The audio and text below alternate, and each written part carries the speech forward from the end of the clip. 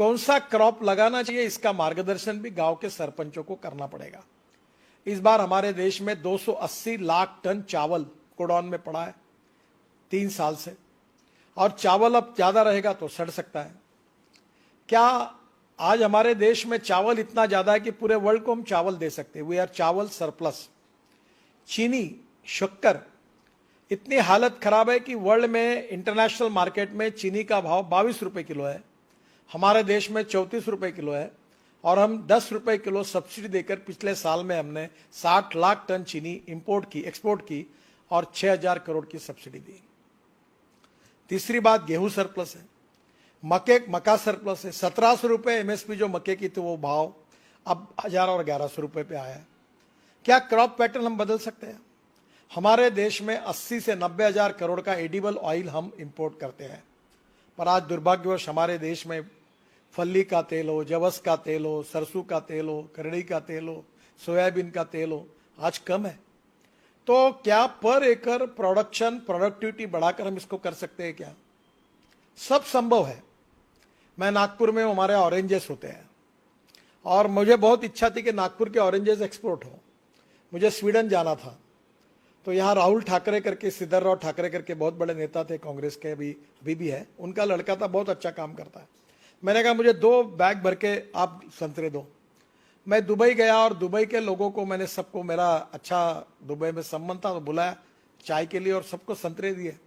अब हमको 6 कंटेनर हमारे बेचे गए और अभी 100 कंटेनर का ऑर्डर मिलेगा, और 32 रुपए किलो संतरे का भाव मिल रहा है, जबकि यहां हमको 12 रुपए 15 रुपए भी नहीं मिल पा रहा। हमारे यहां सब्जियां हम एक्सपोर्ट कर सकते हैं।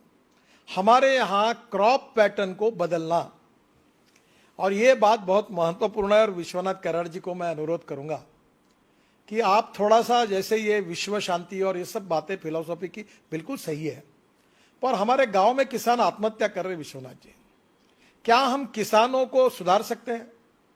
तो मेरा दावा है कि जब तक किसान पेट्रोल डीजल नहीं उगाएगा तब तक किसान सुखी नहीं होगा। हमने इथेनॉल लाया, जो गन्ने के जूस से इथेनॉल बनता है, गन्ने मोलाइसिस से बनता है। अभी तो हमने शुगर के बजाय इथेनॉल में कन्वर्शन किया। 1600 करोड़ लीटर हमको इथेनॉल चाहिए, अभी हम 550 करोड़ तक ही पहुंचे हैं।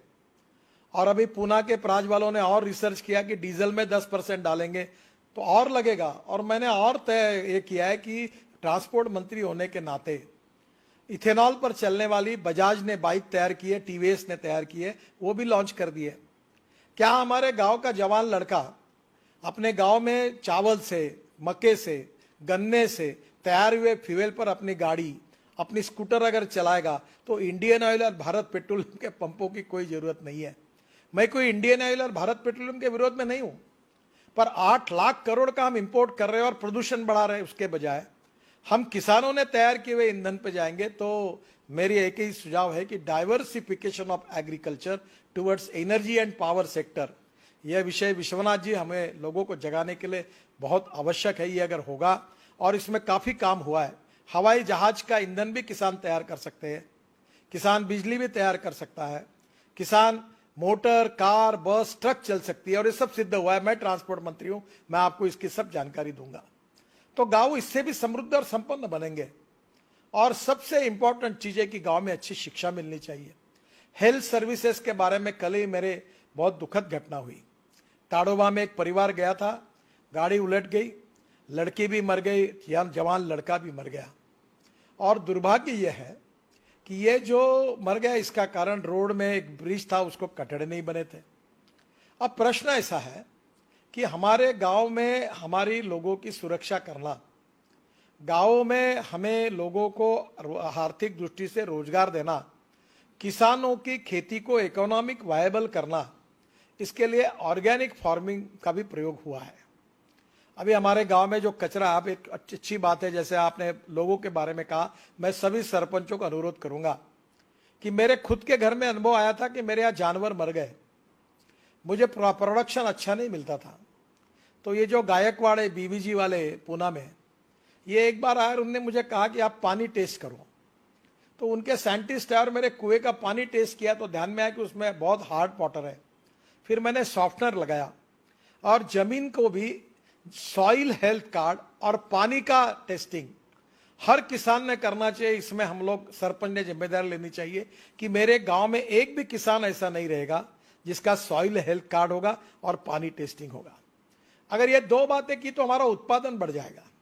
और इसलिए ये दो बातें करने के बाद आपके जमीन में एनपीपी में नाइट्रोजन, फास्फोरस, पोटेश में क्या कम ज्यादा है वो खाद डालिए। जो आता वो खाद केमिकल फर्टिलाइजर डालता है। अभी ये प्रयोग हुआ कि जिनके खेत में ऑर्गेनिक कार्बन 0.80 के ऊपर है उनको 100 टन गन्ना हुआ, और जिनके खेत में ऑर्गेनिक कार्बन जो है ये 0.20, 0.25 30 से 40 टन, 25 टन गन्ना हुआ। ऑर्गेनिक कार्बन इंपॉर्टेंट है, और ऑर्गेनिक कार्बन जो आता है वो बायो फर्टिलाइजर से आता है, सेंद्रीय खतों से आता है। हम जैसे गांव का पानी गांव में, घर का पानी घर में, खेत का पानी खेत में कह रहे, वैसे गांव का जितना कचरा है, चाहे वो गन्ने का पाचट हो, चाहे वो ज्वारी का हो, चाहे गेहूं का हो, वो गांव में ही हम अपने खेत में ही कंपोस्ट खत तैयार करें और उसको हम ऑर्गेनिक, इससे अभी मैं बालों से अमीनो एसिड बनाता हूं, और अमीनो एसिड प्लांट बूस्टर है, तो वो तिरुपति से बाल लाके मैं बनाता हूं, मैं बहुत प्रयोग करता हूं। तो कभी कभी एक बार आगे बार राहुल जी, ऑर्गेनिक फार्मिंग और successful agriculture creating more employment potential in the rural area, particularly गांव में क्या हो सकता है इसका अध्ययन करिए। अभी जैसे मैं खादी ग्रामोद्योग का मंत्री हूं, हनी, अभी मनोज जी वहां है, हाई एटीट्यूड के हनी की कीमत 6,000 रुपए किलो है, और खादी ग्रामोद्योग से हम हनी के लिए पेटियां दे रहे हैं, और जहां हनी इकट्ठा होता है वो क्रॉप का प्रोडक्शन 25% बढ़ता है। अब कितना हनी हम इकट्ठा कर सकते हैं? इसलिए गांव में सोलर चरखा, अब ये वर्धा में हुआ है कि सोलर चरखे पर सूत निकालकर उससे साड़ी और कपड़े इतने सुंदर बने, पूरी तरह से उससे रोजगार मिल सकता है। इसी केवल गांव में रोजगार, ये विलेज इंडस्ट्री का टर्नओवर जिसका मैं मंत्री हूं 80,000 करोड़ है, और इस साल अमेज़न ने 70,000 करोड़ का एमएसएमई और विलेज इंडस्ट्री के आइटम्स को एक्सपोर्ट किया है। क्या हमारे गांव में तैयार किए हुए आइटम्स एक्सपोर्ट कर सकते हैं? ये छोटे छोटे लकड़ी के खेल बनते हैं, वो खिलौने बनते हैं। मैं अभी इसके लिए स्पेशल शोरूम शहरों में बना रहा हूं जो गांव के छोटे छोटे कारागिर तैयार करते हैं। कहीं गांव में सीरीकल्चर सिल्क तैयार होता है, कहीं गांव में लकड़ी 12 बलूतेदार जो है, लोहार, सुतार, चमार। अभी मैंने पैठनी जो बनती है उसकी जूते चप्पल वो पैठनी को यूज करके बने हुए लॉन्च किए। अभी डेनिम करके एक जीन का कपड़ा खादी ग्रामोद्योग तैयार करता है जो अमेरिका में ल्यूएसिस कंपनी पूरा लेती है। तो ये जो गांव में विलेज इंडस्ट्री हो, aspirant district 115, rural, tribal and agriculture field में आर्थिक स्वाधीनता, आर्थिक स्वातंत्र, आर्थिक स्वावलंबी जब बनाने के लिए ये गांव के सरपंच क्या कर सकते हैं? To save money is to earn money. There are lot of technology which are available, raw material is available. गांव की स्ट्रेंथ क्या है, वीकनेस है, कौन सा रॉ मटेरियल अवेलेबल है, उसके आधार पर किसानों की इकोनॉमिक्स को हम कैसे बदले और गांव को समृद्ध संपन्न कैसे बनाए, उनकी परचेसिंग पावर कैसे बढ़ाए, उसके बिना आत्मनिर्भर भारत नहीं बन सकता। और सरपंच ये लीडर है, ही इज ए कैटलिस्ट।